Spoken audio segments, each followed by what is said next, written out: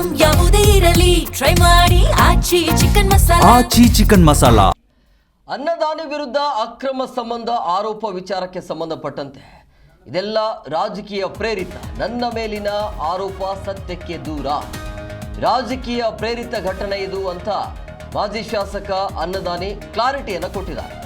ಈ ಹಿಂದೆ 2-3 ಬಾರಿ ನನ್ನ ವಿರುದ್ಧ ಪಿತೂರಿ ಆಗಿತ್ತು, ಖಾಸಗಿ ಯೂಟ್ಯೂಬ್ ಮೂಲಕ ತೇಜವಧೆ ಮಾಡುವಂಥ ಕೆಲಸವನ್ನು ಮಾಡಲಾಗಿತ್ತು, ನನ್ನ ಸಮಾಜಕ್ಕೆ ತೇಜವಧೆ ಮಾಡುವ ದೃಷ್ಟಿಯಿಂದ ಈ ರೀತಿ ಅಪಾದನೆ ಮಾಡಲಾಗಿದೆ, ಈತನ ವಿರುದ್ಧ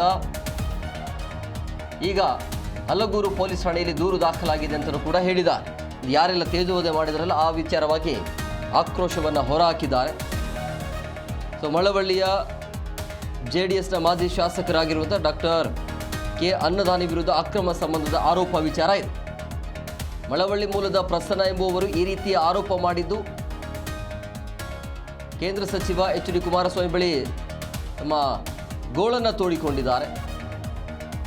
ಸೊ ಈಗ ಅದರ ಬಗ್ಗೆ ಮಾಜಿ ಶಾಸಕರೇ ಕ್ಲಾರಿಟಿಯನ್ನು ಕೊಡ್ತಾ ಇರುವಂಥದ್ದು ಏನು ಎತ್ತ ಅನ್ನೋದ್ರ ಬಗ್ಗೆ, ಇದೆಲ್ಲವೂ ಕೂಡ ರಾಜಕೀಯ ಪ್ರೇರಿತ ಅನ್ನೋ ರೀತಿಯಲ್ಲಿ ಮಾತನಾಡಿದ್ದಾರೆ.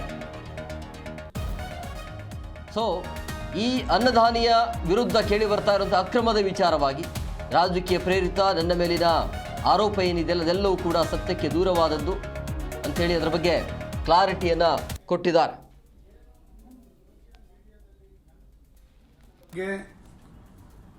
ಹಲವಾರು ಮಾಧ್ಯಮಗಳಲ್ಲಿ ಇವತ್ತು ಏನು ಕೆಲವು ವ್ಯಕ್ತಿ ನನ್ನ ಬಗ್ಗೆ ಆಪಾದನೆಯನ್ನು ಮಾಡಿ ಇವತ್ತು ಪ್ರಸಾರ ಆಗ್ತಾ ಇದೆ.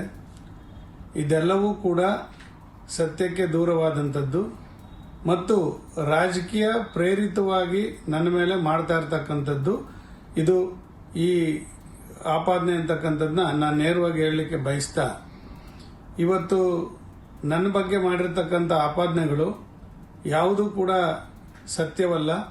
ಈಗಾಗಲೇ ಈ ವ್ಯಕ್ತಿ ಸುಮಾರು 2-3 ಬಾರಿ ನನ್ನ ಮೇಲೆ ಇದೇ ರೀತಿ ಆಪಾದನೆಯನ್ನ ಮಾಡಿರ್ತಕ್ಕಂಥದ್ದು ಮತ್ತು ಖಾಸಗಿ ಯೂಟ್ಯೂಬ್ನಲ್ಲಿ ಇದೇ ರೀತಿ ಮಾತನಾಡಿ ಅದನ್ನ ಇಡೀ ನಮ್ಮ ಸಮಾಜಕ್ಕೆ ನನಗೆ ತೇಜವಧೆ ಆಗುವ ರೀತಿಯಲ್ಲಿ ಇವತ್ತು ಯೂಟ್ಯೂಬ್ನಿಂದ ಪ್ರಸಾರ ಮಾಡತಕ್ಕಂಥ ಕೆಲಸವನ್ನು ಕೂಡ ಈತ ಮಾಡಿದ್ದಾನೆ.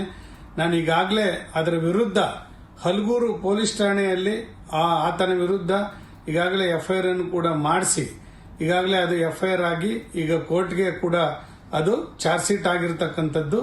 ನಾವು ಅದು ಕಾಪಿ ಕೂಡ ನನ್ನ ಹತ್ರ ಇದೆ. ಅದರ ಜೊತೆಗೆ ಇವತ್ತು ಏನು ಅವನು ಸೋಷಿಯಲ್ ಮೀಡಿಯಾದಲ್ಲಿ ನನ್ನ ಬಗ್ಗೆ ಆಪಾದನೆ ಮಾಡಿದ್ದಾನೆ, ಇವತ್ತು ಸಿಟಿ ಸಿವಿಲ್ ಕೋರ್ಟ್ ಬೆಂಗಳೂರಿನಲ್ಲೂ ಕೂಡ ಅದಕ್ಕೆ ತಡೆಯಾಜ್ಞೆ ಆಗಿದೆ. ಯಾವುದೇ ಸೋಷಿಯಲ್ ಮೀಡಿಯಾದಲ್ಲಿ ಇವತ್ತು ಆಪಾದನೆ ಮಾಡಬಾರದು ಮಾಜಿ ಶಾಸಕರ ಬಗ್ಗೆ ಅಂತಕ್ಕಂಥದ್ದು ಕೂಡ ಇವತ್ತು ತಡೆಯಾಜ್ಞೆ ಆಗಿದೆ. ಅದು ಕೂಡ ನನ್ನ ಹತ್ರ ಇದೆ. ಅದು ತಡೆಯಾಜ್ಞೆನೂ ಕೂಡ ಆಗಿದೆ. ಜೊತೆಗೆ ಇವ್ರ ಮೇಲೆ ಮಾನನಷ್ಟ ಮೊಕದ್ದಮೆ ಮಾಡಲಿಕ್ಕೆ FIR ಕೂಡ ಮಾಡಿಸಿದ್ದೀನಿ.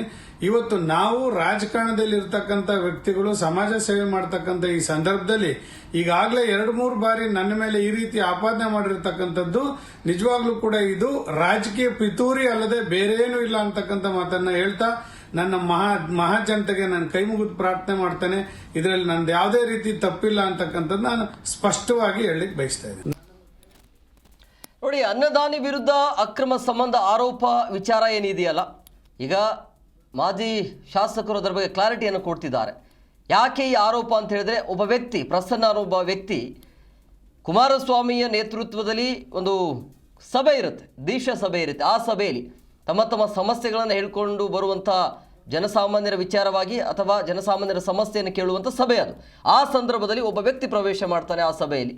ಅಲ್ಲಿ ಈತ ಹೇಳುವಂಥದ್ದು ತನ್ನ ಹೆಂಡತಿಯ ಜೊತೆಗೆ ಅನ್ನದಾನಿ ಅನ್ನುವಂಥ ಒಬ್ಬ ವ್ಯಕ್ತಿ, ಅಂದರೆ ಮಾಜಿ ಶಾಸಕರು ಇವರು ಅಕ್ರಮ ಸಂಬಂಧವನ್ನು ಇಟ್ಟುಕೊಂಡಿದ್ದಾರೆ ಅಂಥೇಳಿ ಕುಮಾರಸ್ವಾಮಿ ಎದುರೇ ತಮ್ಮ ಅಳಲನ್ನು ತೋಡಿಕೊಂಡಿರುವಂಥ ಘಟನೆ ಇದು ಸೋಷಿಯಲ್ ಮೀಡಿಯಾದಲ್ಲಿ ವೈರಲ್ ಆಗುತ್ತೆ. ಈಗ ಅದರ ಬಗ್ಗೆ ಶಾಸಕರು ಅಂದರೆ ಮಾಜಿ ಶಾಸಕರು ಕ್ಲಾರಿಟಿಯನ್ನು ಕೊಟ್ಟಿದ್ದಾರೆ.